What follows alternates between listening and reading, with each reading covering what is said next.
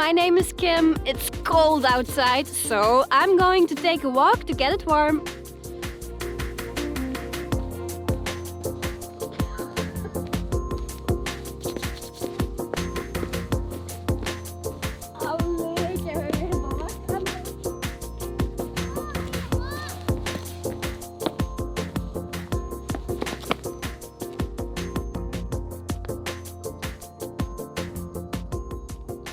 Whoopsie daisy!